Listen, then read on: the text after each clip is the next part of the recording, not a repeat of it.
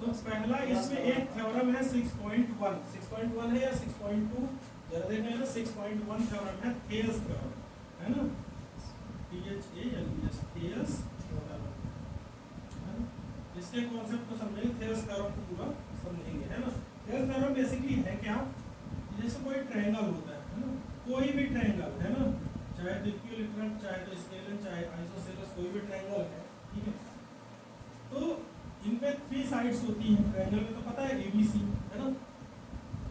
Thales theorem का statement क्या बोलता है कि यदि एक साइड के पैरेलल, यानी कि BC के पैरेलल यदि अपन लाइन सेगमेंट खींचते हैं, यानी कि जैसे हमने खींचा D और E, क्या खींचा D और E जो है BC के भी पैरेलल खींच देते हैं, ठीक है, ड्रॉ कर देते हैं, तो इस ट्रायंगल को, ट्रायंगल की बाकी जो दो बची साइड्स हैं, बाकी जो बची साइड्स कौन सी हैं, AB और AC, इनको सेम रेशियो में कट करता है। सेम रेशियो में कट करने का मतलब क्या होता है कि जितना AD अपॉन BD का जो रेशियो होगा वो वही होगा AE upon C,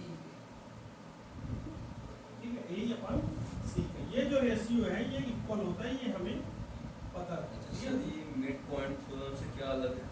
mid point theorem में ये रहता है कि ये मिड पॉइंट रहते हैं, ये क्या रहता है बताना पड़ता है, मिडिल पॉइंट, और यहाँ पे मिडिल पॉइंट नहीं है, यहाँ पे रेशियो है, रेशियो इन द सेंस समझ रहे हो, मिडिल पॉइंट का मतलब ये होता है कि AD इक्वल टू BD होगा, क्या होगा, AD इक्वल टू BD और A इक्वल टू CE होगा, ये मिड पॉइंट का कॉन्सेप्ट है, ठीक है।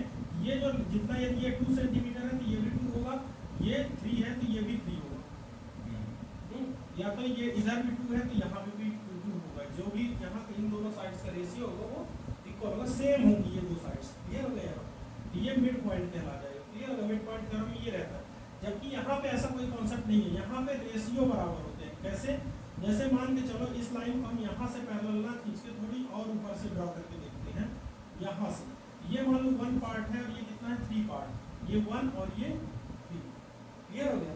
तो इनका जो रेशियो है 1/3 इक्वल टू 1/3, यहाँ पे रेशियो बराबर आती है, क्या समझ में है, रेशियो बराबर आती है, क्लियर हो गया।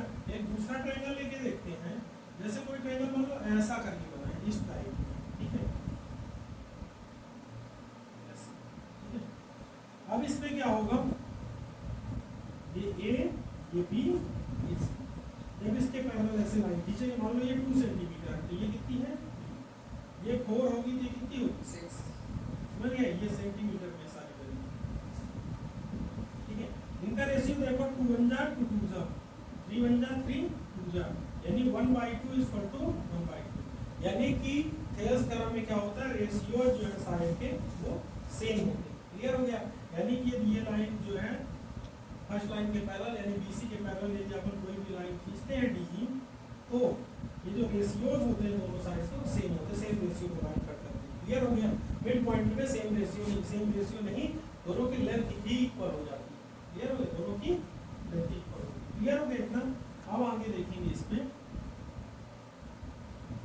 ठीक है, थेल्स थ्योरम, एक ट्रायंगल ले लेते हैं ABC, उसमें ABC में BC के पैरेलल एक लाइन खींचते हैं DE, क्लियर हो गया, ड्रॉ कर दिए। उसके बाद क्या करेंगे, देखो यहाँ से एक लाइन ऐसे डॉटेड लाइन इस प्रकार से ड्रॉ कर देते हैं, E से भी डॉटेड लाइन एक ड्रॉ कर देते हैं, कर दिए इतना।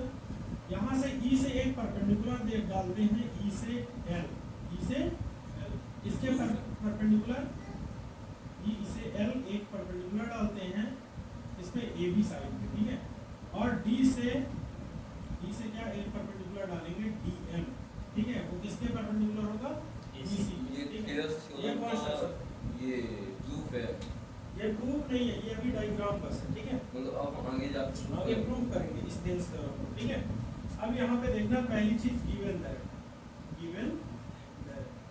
दैट में लिखना है इन ट्रायंगल ABC DE जो लाइन है वो पैरेलल है BC को, DE पैरेलल टू BC, इतना हमें पता है, ठीक है, गिवन दैट में से लिखना है। फिर अपन एक काम करते हैं, कंस्ट्रक्शन कर देते हैं, कंस्ट्रक्शन क्या करेंगे, देखो draw DM perpendicular to AC and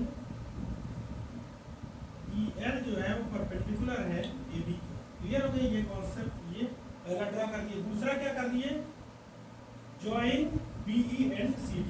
क्या करेंगे, ज्वाइन BE एंड CD।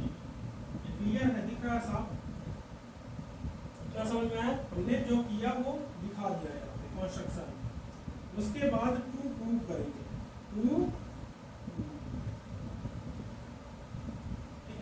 हमें प्रूव क्या करना है कि AD अपॉन BD का जो रेशियो है, AD upon BD equal to AE upon C। इतना क्लियर है, समझ में आया? ठीक है, ये गिवन दैट, ये कंस्ट्रक्शन और ये प्रूव। ठीक है, समस्या यही एमपी बोर्ड में सिर्फ एक ही चीज पूछता है कि Thales right the statement of Thales theorem, है ना?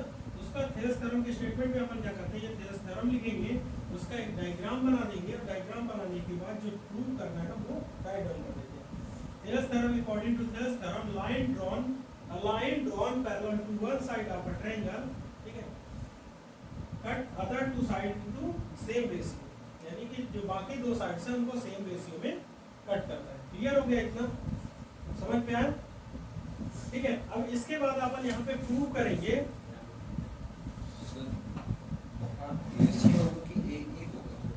ये भी आसान लैंग्वेज में सीखेंगे। प्रूव क्या देखेंगे, प्रूव सबसे आसान। ठीक है, पहली चीज की कॉन्सेप्ट इस पे क्या लगेगा, कॉन्सेप्ट इस पे लगता है एरिया ऑफ ट्रायंगल का। इसका एरिया ऑफ ट्रायंगल होता है 1/2 बेस इंटू हाइट। क्या होता है, 1/2 बेस इंटू हाइट। किसी भी ट्रायंगल का एरिया निकालना है तो इसी से निकाल लेंगे। क्लियर हो गया, 1/2 बेस इंटू हाइट से।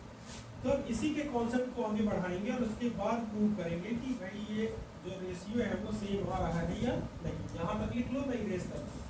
ठीक है, इसके इरेज आप कर लो, देख लो होगा कि अपन जब इस ट्रायंगल का एरिया निकालेंगे, देखना किसका, CDE का। ठीक है, तो पहले लिखेंगे area of triangle CDE। CDE का एरिया क्या होता है, 1/2 इंटू, मैंने बोला बेस। बेस क्या बताओ, यदि CD लोगे, क्या लोगे, CD, तो इसकी हाइट क्या हो जाएगी, EL। क्या हो जाएगी, EL। ये दिख रहा है परपेंडिकुलर, तो हाइट क्या हो जाएगी, EL, ये EL। क्लियर हो गया। दूसरा एरिया ऑफ ट्रायंगल, या AR लिख देंगे, एरिया पूरा ना लिख के क्या लिख देंगे, AR मतलब area. Area of triangle ADE क्या होगा, ADE equal to 1/2 into AD into EL। अब हाइट EL क्यों लिखे हैं वो समझ लेना। जब तुम्हारा ट्रायंगल ऐसे बनता है इस प्रकार से, तो तुम हाइट क्या लेते हो, ये E मान लो हो गया और ये L, तब तो हाइट ले लिए। ठीक है, लेकिन कभी कभार ट्रायंगल जो है वो बाहर की तरफ एक्सटर्नल बनता है। ठीक है, तब यदि इसको बेस मान रहे हैं तो यहाँ से फिर हाइट हमारी आउटसाइड आती है। कहाँ आती है, आउटसाइड। यहाँ पे देखो ये एक ट्रायंगल है ये वाला, ठीक है, कौन सा, ADE। तो ये ट्रायंगल के की हाइट जो है वो क्या है, EL आउटसाइड में है। कहाँ पे है, आउटसाइड है। ये रहा बाहर साइड, ये देखो EL आउटसाइड है ना हाइट। ठीक है, इसके बाहर साइड, या तो एक काम करता हूँ मैं इसको और आसानी से ड्रा करता हूँ। ऐसे तुम लोगों का ट्रायंगल बना हुआ है ये, इसकी हाइट कहाँ पे जाएगी, जाएगी, तब तो हाइट पता चलेगी। इस तरह से क्लियर हो गई, ये इसकी हाइट कहला गई, इसके इस बेस के अकॉर्डिंग। क्लियर हो गया, इतना कर लोगे। तो अब यहाँ पे देखो इसका, अब तुम क्या करोगे, दोनों के रेशियो को मैंने इसीलिए अभी अलग अलग करवाया है, तुम इनको कंबाइन कर लेना। क्या करना है, इन दोनों को आपस में डिवाइड कर देना। क्या करना, डिवाइड। CDE और आसानी समझ में आया कि इन दोनों को अपन क्या करेंगे, डिवाइड करेंगे। देखो हाफ से हाफ कैंसिल हो गया और EL से EL कैंसिल हो गया, यानी कि area of triangle CDE upon area of triangle ADE, इन दोनों का जो एरिया है वो कितना है, CD अपॉन AD। कोई दिक्कत यहाँ तक समझ में आया, ये अच्छे से कॉन्सेप्ट। चलो फिर देखो सेकंड में अपन क्या करेंगे, CDE तो लेंगे, उसके साथ BDE लेंगे। कौन सा, BDE। एक बार इस साइड के एंगल या ट्रायंगल, एक बार उस साइड के, राइट साइड और लेफ्ट साइड। देखो एरिया ऑफ ट्रायंगल CDE तो तुम्हें पता ही है पहले से ही, लेकिन वहां पे क्या हो गया, हाइट चेंज होगी और बेस। बेस अभी मैं CE लूंगा बेस बेस यदि सीई ले रहा हूं तो हाइट क्या लेना पड़ेगा, डीएम। क्या लेना पड़ेगा, डीएम। कोई दिक्कत? यदि बेस हम ये वाला ले रहे हैं ऐसे करके, ठीक है, तो ये हाइट तो यही कहलाएगी ना, क्लियर हो गया, हाइट यही रहेगी।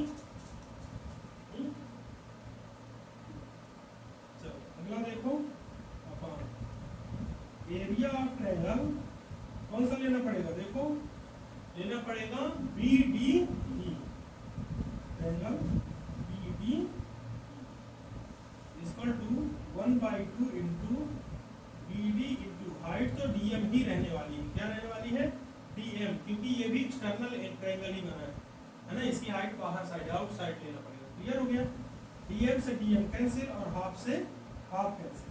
तो यहाँ पे तुम्हें मोटे मोटे तौर पे इक्वेशन 1 मिला था और दूसरा वाला मिला था area of triangle CDE upon area of triangle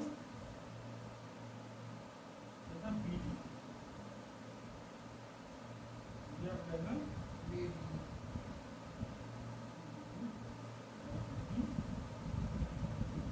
equal to क्या हो जाएगा, CE अपॉन BD। क्लियर हो गया इतना, ये इक्वेशन। इसमें एक चीज यहाँ तक तो क्लियर है कि दोनों ट्रायंगल वाले कॉन्सेप्ट लग रहे हैं, ठीक है। एक चीज यहाँ पे अलग करना है, क्या, देखो CDE इस वाले में भी है, यहाँ पे भी है CDE, ठीक है। ADE और BDE इनको इक्वल कैसे किया जाए, कौन से ये वाला ट्रायंगल और ये वाले ट्रायंगल का एरिया बराबर कैसे किया जाए। तो क्लास 9th में एक थ्योरम तुमने पढ़ी है, यदि दो ट्रायंगल क्या हो, सेम बेस और सेम हाइट में, उनके एरिया जो होते हैं इक्वल होते हैं, ठीक है। Triangle lies between same base and same height are equal in area, यानी कि उनका जो एरिया होता है वो क्या होता है, इक्वल होता है ना। तो यहाँ पे देख लो, triangle ADE and triangle BDE, ये जो दोनों ट्रायंगल हैं lies in same base, in same base BE and between same parallel, and BET double ये ना थ्योरम पूरी नहीं लिखेंगे, है ना, same PARLL same parallel DE and AB, DE and AB, same base और सेम पैरेलल में ये लाई कर रहे हैं। इसका मतलब कि इनके एरिया जो होंगे वो सेम होंगे, यानी कि एरिया ऑफ ट्रायंगल ADE जो है वो इक्वल होगा एरिया ऑफ ट्रायंगल BDE के। ये इक्वल होगा कि नहीं, एरिया ऑफ ट्रायंगल BDE, दोनों एरियाज इक्वल हो जाएंगे कि नहीं। Area of triangle ADE equal to area of triangle BDE।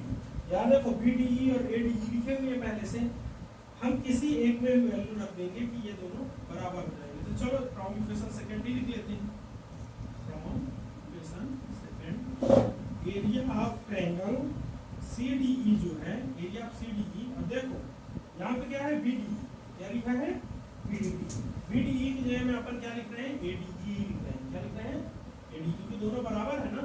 Area of triangle ADE इतना हो गया, इक्वल टू क्या हो जाएगा, एरिया तो ही देगा CE अपॉन, क्या हो जाएगा CE अपॉन BD। इस इक्वेशन को मान लेना, क्या मानोगे, इतना राइट डाउन कर लो, फिर उसके बाद आगे करवा देते हैं। थोड़ी सी बस और बचा, देखो from equation first and third, first and equation पहले और तीसरे से। फर्स्ट इक्वेशन में तुमने पढ़ा है area of triangle CDE equal to area of CDE और एरिया ऑफ ट्रायंगल ADE, इन दोनों का जो एरिया निकल के आता था वो क्या निकल के आता था, CD अपॉन AD। साथ में ये इक्वेशन फर्स्ट था। थर्ड वाली इक्वेशन क्या थी, area of triangle CDE upon area of triangle ADE। ADE पता था क्यों हुआ है, क्योंकि इन दोनों का एरिया CDE और ADE का, BDE और ADE का एरिया सेम निकल के आया था, उसकी वैल्यू अपनी निकल के आई थी CE अपॉन BE।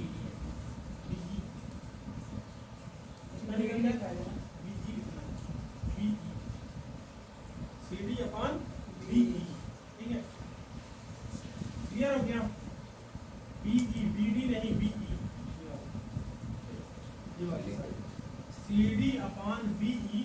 डी अपान ए, पीछे सुधार लेना, यहाँ पे बी डी जो लिखा है उसकी जगह बी डी नहीं होगा, बी डी नहीं होगा, उसकी जगह पे बी ही होगा, ठीक है। फिर यहाँ पे देखो from equation first and third है ना, पहले ये तीसरे में करवाए ना, यहाँ पे ए डी की जगह पे क्या रहता था, बी डी ई रहता था ना, तो बी डी ई और ए डी ई दोनों का एरिया सेम था, इसी कारण हमने बदल के इसको क्या लिख दिया था, ए डी ई। ये देखो दोनों साइड इक्वल है, लेफ्ट हैंड साइड दोनों इक्वल है, यानी कि राइट हैंड साइड इक्वल होंगे, यानी कि C D upon A D, C D upon B D जो होगा वो इक्वल होगा C D upon B E. यही प्रूव करना था ना, क्या होगा बनेगा कि नहीं, थोड़ी बड़ा है लंबी है लेकिन सबसे सरल, एक बार सीख लोगे बन जाएगा। रफ में करोगे तो कितना, एक पेज का होगा ज्यादा से ज्यादा। थ्योरम के एप्लीकेशंस यूजेस कहाँ पे है, ठीक है। चलो यहाँ पे जैसे इस टाइप से क्वेश्चन आते हैं, जैसे जैसे ये ए बी सी और डी ई जो है वो पैरेलल है बी सी की, क्या दिया है, D E parallel to B C, ये पता हो, ठीक है। तो हमें ये बताना है, सॉरी या तो ये साइड्स दी हो, है ना, डी ई पैरेलल टू, ये साइड पैरेलल दी है, उसके बाद हमें यदि यहाँ पे रेशियो दिया है जैसे 2.5, यहाँ पे x दिया है और यहाँ दिया है 3 और यहाँ पे दिया है, क्लियर हो गया। हमें इसकी वैल्यू निकालनी हो, इसकी इस x की वैल्यू निकालनी हो, बड़ी सर में उठा लेना इसके बाद, थोड़ी एक दो क्वेश्चन उसके अच्छे हैं, ठीक है, नहीं हो तो फिर बताना। तो देखो यहाँ पे इसको कैसे निकालते हैं, देखो तुमने टेलर्स थ्योरम में क्या पढ़ा है, A D upon B D equal to A E upon C, clear हो गया। इसकी वैल्यू है 2.5 upon x equal to 3 upon, clear हो गया। देखना यहाँ पे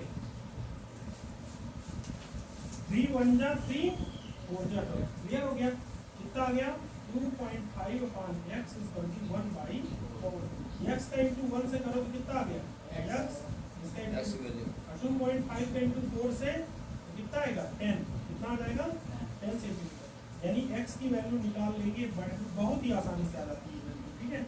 तो इस टाइप के क्वेश्चन आते हैं 10th में एमपी बोर्ड पे, सीबीएसई के लिए अलग क्वेश्चन थोड़ी टफ होते हैं, तो उनकी वैल्यूज अपन देखेंगे। बहुत फालतू से डाउट हां हां हाँ, ये 2.5 को हम 1 भी तो लिख सकते हैं ना, जैसे क्योंकि इन दोनों का वो रेशियो तो सेम ही है। नहीं पता नहीं ना हमें, नहीं देखिए 3 वो 1/4 तो हम लोगों ने कह दिया 3/12 को, है ना, इसको तो इसको भी तो हम कह सकते हैं क्योंकि ये दोनों तो इक्वल ही हैं, x के नहीं कटेगा, x नहीं कटेगा, x अननोन है ना, तो x तो 4 हो जाना चाहिए, 1/4 तो फिर वो भी होना चाहिए। वो वही तो हुआ ना, 2.5 4 जा कितना होता है 10, वही तो निकालना, 4 टाइम में कितना आएगा। अरे 3 का सुनो, जो तुम बोल रहे हो वो डाउट बता देते हैं, तुम यहाँ पे 1 नहीं लिखोगे 10 लिखोगे, क्यों लिखोगे, इसके ये साइड जो है इसके कितने टाइम पे 4 टाइम पे, तो इसके 4 टाइम पे क्या आएगा। हाँ वो तो पता है, पर लास्टली तो आंसर 4 ही आना है ना, क्योंकि देखिए अब जब इसको हम काटेंगे तो आंसर 4 आ जाएगा ना, 2.5 को अब अपॉन में 10 में रखिए तो आ जाएगा ना आंसर 4, x की वैल्यू 4 आ जाएगी ना। अरे x की वैल्यू कहाँ आएगी भाई, x की वैल्यू कहाँ सोच रहे हो यार, तुम सो रहे हो, वो अननोन क्वांटिटी आएगा, देखिए वो रेशियो आएगा, रेशियो तुम बोल रहे हो ना, रेशियो तो ऑलरेडी यार वो तो ऑलरेडी पता है, यहीं से 1:4, तो हमें लेंथ निकालनी है यहाँ पे, ये वाला यहाँ पे हमें x की वैल्यू निकालनी है, लेंथ नो वैसे क्वेश्चन कितने कंफ्यूजन है इसमें, यहाँ पे 3 है, 3 का 4 टाइम हुआ 12, कंफ्यूजन दूर करो थोड़ी, तो इसके 4 टाइम भी यहाँ पे क्या आएगा ये हमें बताना है, तो वो x की वैल्यू, वो ये थोड़ी पूछा है कि x की वैल्यू कोई रेशियो x की वैल्यू 10 आ गई तो x की वैल्यू 10 रख दो, वो रेशियो थोड़ी बोल रहा हूँ, ठीक है। ऐसे ही क्वेश्चन है, अगला देख लो, ठीक है, आरडी कर दो, 2.6 का क्वेश्चन है, सॉरी 2006 का क्वेश्चन है, थोड़ी थोड़ा सा 2006 का और अच्छा है क्वेश्चन। चलो यहाँ पे देखो, एक वैल्यू है a b c d और e, इसको जरा सॉल्व करना, ये 4 है, ये 8 है, ये x माइनस 4 है और ये 3x माइनस 19, ठीक है। तो हमें ये वैल्यूज निकालनी है दोनों, ठीक है, थोड़ी टप पे चलते हैं, ठीक है। रेशियोज क्या होता है, यहाँ पे भी DE पैरेलल टू DC होगा तभी ये इसमें थेवेनिन थ्योरम अप्लाई होगी, है ना। तो अपन क्या चेक करते हैं, AD upon BD equal to AE upon CE कर लिए, 4 upon 8 equal to x minus 4 upon 3x minus 19। मतलब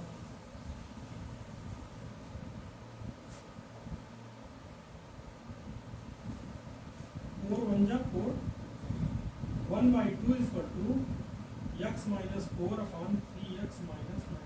क्लियर हो गया। क्रॉस मल्टीप्लाई कर सकते हैं क्या, तो कितना हो जाएगा 2x माइनस 2/2 इससे x माइनस 4 से, या कि रूल क्या कहता है, रूल ये कहता है कि इसके न्यूमरेटर से यहाँ पे इंटू करो, है ना। तो क्या करेंगे 3x माइनस 19 के इंटू 1 से करेंगे तो सेम डिजिट आ जाएगी, 2/2 x से 2x माइनस 2 4 जा 2x को इधर ला लो, 3x equal to minus 8 plus 90, minus 8 plus 90 plus कर सर वो है ना। यहाँ पे बचेगा x इक्वल टू बचेगा 11, x इक्वल टू 11। हमें इस 11 की वैल्यू नहीं चाहिए, हमें चाहिए AE की वैल्यू।